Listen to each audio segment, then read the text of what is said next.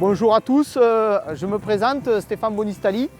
Je suis riziculteur en Camargue depuis 20 ans maintenant, mais depuis 3 générations. Mon grand-père arrivé d'Italie est venu s'installer en Camargue. Tout d'abord pour la production de sel, et puis après il s'est tourné petit à petit sur la production de riz, après-guerre. Nous faisons pousser ce riz en Camargue, donc qui est indispensable au maintien du delta du Rhône. Alors l'itinéraire au mois de mars, on va commencer à travailler nos sols.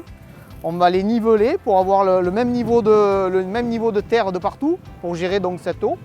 On va ensemencer la parcelle, si vous voulez, plutôt fin avril, début mai maximum. Et on va récolter ça fin septembre, début octobre.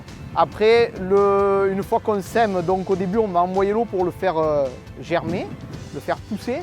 Il y a un moment où le grain va pousser et va envoyer une racine. À ce moment-là, on va essayer de lever l'eau pour que le riz s'accroche, si vous voulez, au sol. Le fait d'envoyer de l'eau et de faire des zones humides aide à la biodiversité. Et si aujourd'hui on a une biodiversité telle qu'elle est aujourd'hui, les oiseaux, tout ce qu'on a en Camargue, tout ce qu'on trouve, les insectes qu'on trouve, c'est grâce aussi à la riziculture.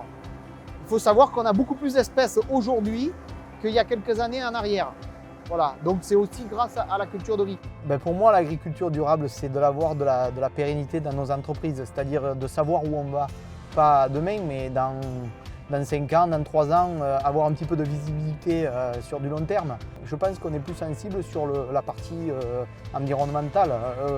On a envie d'avoir un bon impact sur l'environnement.